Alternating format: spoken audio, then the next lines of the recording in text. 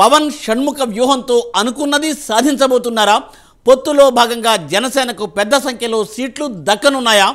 రాజకీయ చదరంగంలో జనసేనాని వ్యూహాత్మకంగా పావులు కదుపుతున్నారా?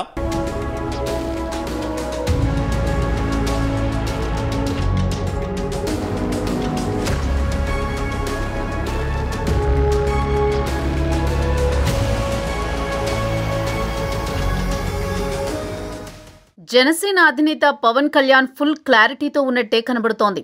ఆయన టీడీపీతో పొత్తు పెట్టుకున్నా సీట్ల విషయంలో గట్టిగానే దక్కించుకునే అవకాశం కనబడుతోందని రాజకీయ పరిశీలకులు చెబుతున్నారు.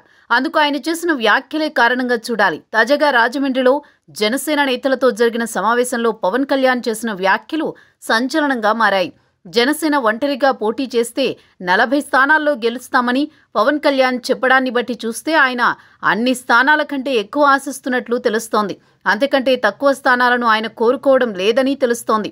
ఒంటరిగా పోటీ చేసినా జనసేన 40 స్థానాల్లో గెలుస్తామని, కానీ రాష్ట్ర ప్రయోజనాల కోసమే టీడీపీతో పొత్తు పెట్టుకున్నామని పవన్ కళ్యాణ్ అనడంపై సర్వత్రా చర్చ జరుగుతోంది.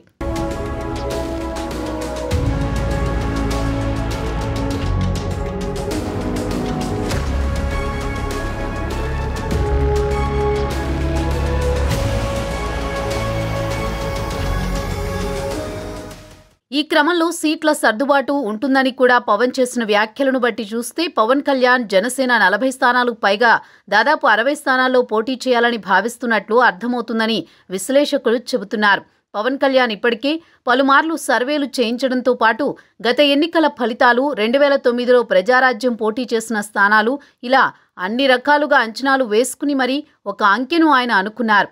ఆ అంకెను తగ్గకుండా టీడీపీ నుంచి జనసేనకు తీసుకోవాలన్న ఆలోచనతో జనసేనాని ఉన్నట్టే తెలుస్తోంది. అందుకే ఆయన ఈ కీలక వ్యాఖ్యలు చేశారని రాజకీయ వర్గాలు భావిస్తున్నాయి.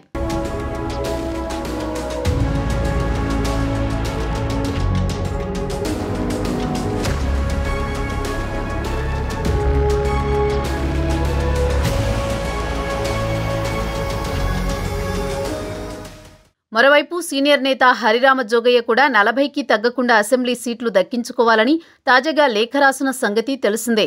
ఇప్పుడు పవన్ 40కి పైగా స్థానాల్లో ఒంటరిగానే గెలుస్తామంటున్నారు. దీన్ని బట్టి చూస్తుంటే ఇద్దరి మధ్య గతంలో చర్చలు జరిగినప్పుడు ఈ అంకె ఊగిసలాడినట్టు తెలిసింది. ప్రధానంగా శ్రీకాకుళం, విశాఖపట్నం, తూర్పుగోదావరి, పశ్చిమ గోదావరి, కృష్ణా, గుంటూరు, ప్రకాశం, నెల్లూరు, తిరుపతి జిల్లాల్లో ఈ 40 స్థానాలు ఉన్నట్టు ప్రచారం జరుగుతోంది. అత్యధికంగా విశాఖ, తూర్పు, పశ్చిమ గోదావరి జిల్లాల నుంచే పోటీ చేయాలని, రాయలసీమలోనూ కొన్ని ప్రాంతాల్లో పోటీ చేసి భవిష్యత్తులో పార్టీ విస్తరణకు లాభదాయకంగా ఉంటుందన్న అంచనాతోని పొత్తులకు పవన్ సిద్ధమయ్యారని పార్టీ వర్గాల నుంచి అందుతున్న సమాచారం.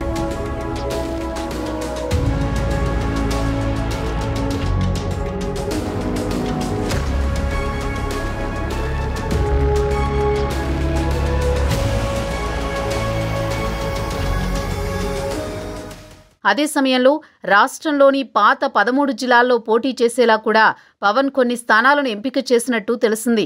అన్ని జిల్లాల్లోనూ జనసేనకు ప్రాతినిధ్యం ఉండేలా ఆయన జాగ్రత్త తీసుకుని జాబితాను రూపొందించారని సమాచారం. కనీసం 60 సీట్లు దక్కించుకోవాలన్నది పవన్ టార్గెట్గా తెలుస్తోంది.